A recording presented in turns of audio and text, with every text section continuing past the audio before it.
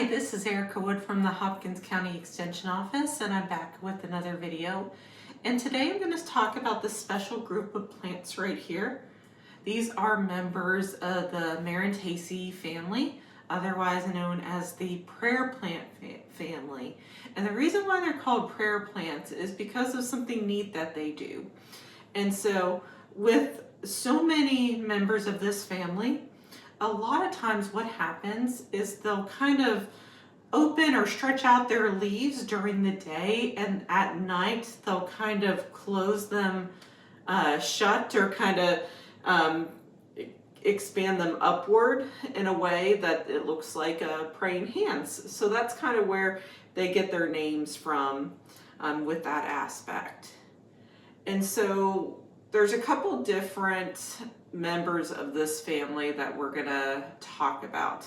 We have a couple right here. Right here are your kind of typical prayer plants that are known as Marantaceae. We also have a Japortia here. Used to be called Calathea, the rattlesnake Calathea, but it's been reassigned to the genus Japortia.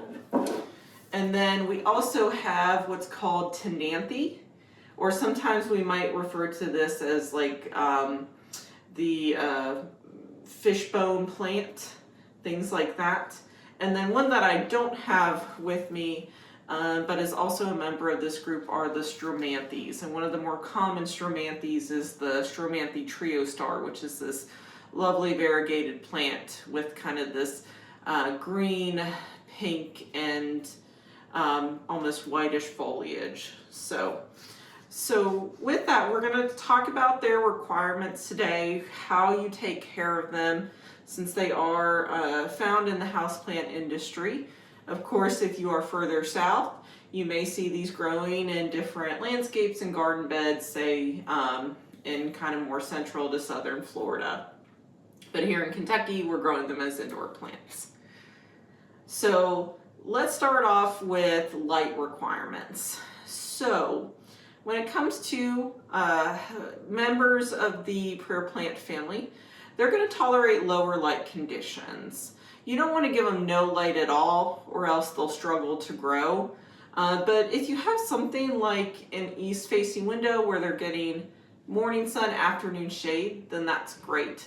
Sometimes if we have west or south-facing windows, this could easily scorch the plants, especially if that light is really direct and very hot. So, you know, unless you have, say, curtains or blinds that can kind of shield them from that intense light, that's going to be your best option there. Otherwise, you can put them in like a north-facing window. I would put them right up against a north-facing window, just because north-facing windows generally are shadier and you do not get any kind of direct light. But these are good in that aspect where they can tolerate bright indirect light.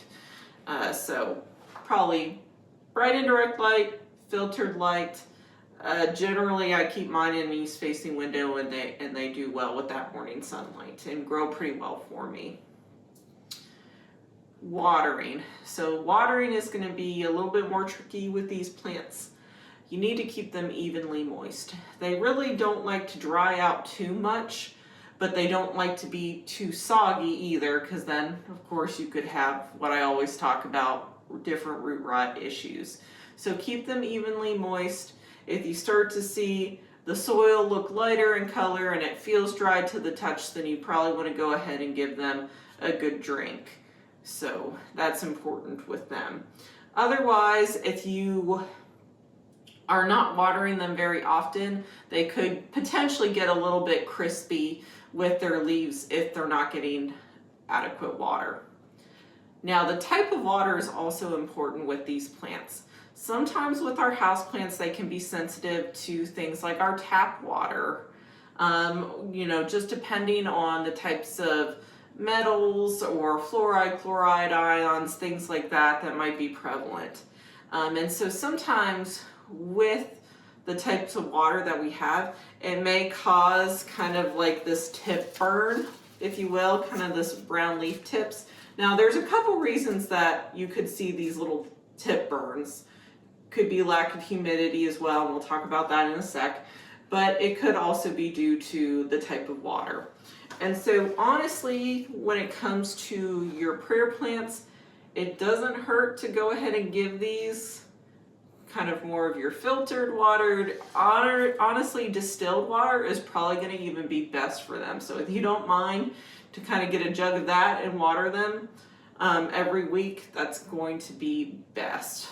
Otherwise, again, they can survive on tap water, but you might start to see a little bit of that browning potentially. So kind of along the same lines of moisture, let's talk about humidity.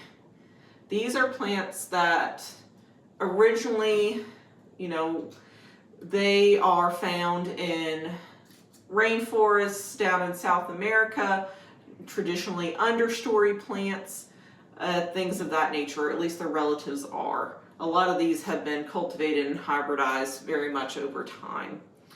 But with that, they really are going to fare well in kind of that rainforest type setting. We already talked about lower light and moisture, but let's talk about humidity. Honestly, if you can give these a higher humidity, they're going to fare well. If you can give them excess of 70 to 80% humidity, then that's outstanding. Now, that's not really practical in our homes. That's not something we see much in our homes. If you can at least get it to above 50%, you're going to be doing well. Now, when it comes to in the winter months, like right now, we're lucky if we even keep 30 to 40% humidity in our homes. And so these plants may struggle a little bit, and you might start to see signs of that tip burn, that browning, because they're not happy with lack of humidity. So just to give you some helpful tips to increase humidity, so you could put them almost like in a little plastic greenhouse that you could rig up in your own home. And I'll show you an example here in the picture. You could put them under a plastic layer or under glass, anything that's going to help to retain that humidity.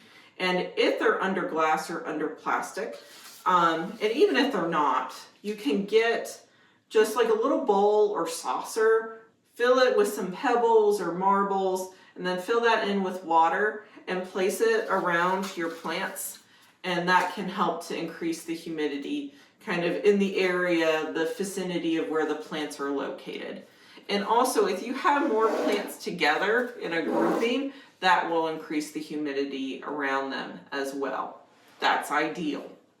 Now, one thing, and also, well, let me go ahead and say, and also if you have a humidifier as well, having a humidifier will help to improve the humidity. If you place these in a bathroom that has a window or in a kitchen near your sink where it's just traditionally a little bit higher humidity, that will help these plants too. Now, when it comes to things not to do, I would definitely discourage you all from misting your plants, just doing a spray bottle and misting your plants. Honestly, unless you are constantly misting like nonstop all day, that's really not going to do a whole lot of good. That's not going to increase the humidity over that area by very much at all. So that's number one. The second problem, if you're continually misting, is if you are misting the foliage of the plants. Sometimes we have different pathogens like our fungi, our bacteria, who could potentially spread through water droplets. And so if you are misting, there's a higher probability of that happening. And so you may not want to do that, especially in a more controlled setting like your house, okay? You want to discourage disease development in your home. May not be a problem if you're growing these plants outdoors in a garden bed, but in your home setting, you don't want to have a lot of that disease, those disease issues. So that's something to really keep in mind there. So just be mindful of that when it comes to things like misting.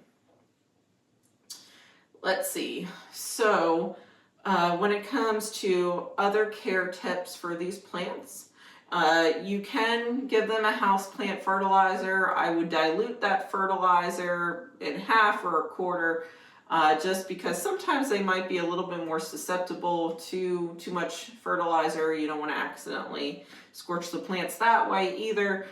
So a diluted fertilizer would be best in the spring and summer months, reducing it in the fall, and then stopping completely in the winter.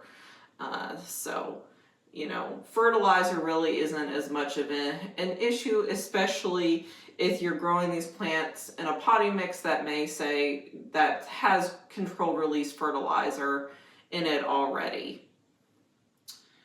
So when it comes to other aspects of these plants, I would say the care for them may differ between the genus of plants. Some of them may be a little bit more finicky than others. So now this is just my own personal recommendations based on myself growing these over the span of several years. So don't take this quite to heart. You may have had better success than I have. But if I had to rank like easiest to hardest, let me tell you what they are. So easiest, hands down, would be the Tenanthe, would be this fishbone prayer plant. I find that I can give this the lowest humidity, very much just tap water, and it might only occasionally give me a little bit of tip brown. It continually produces leaves for me, new growth, and sometimes when I've had it in brighter light, it will even flower for me. Not that we're really growing these much for the flowering. They will flower for you, especially in brighter light, but most of the time you're growing it just because of the splendid foliage that they have. But Tenanthes are wonderful. They grow so quickly, and it's very easy to divide them and propagate them that way and give them to friends. So this is just one of my many propagations. Now the one I don't have listed, I would say would be Stromanthe, and I would say it would be the non-variegated Stromanthe. The non-variegated, just pure green, kind of that deeper green with the beautiful kind of purple undersides to the leaves. Very easygoing plant, same along the sides of the Tenanthe. So I would go Tenanthe, Stromanthe, and then I would say prayer plants. I would say the Marantaceae would be kind of next. They can be a little bit more finicky. You start to see kind of issues with them, especially along the margins of the leaves.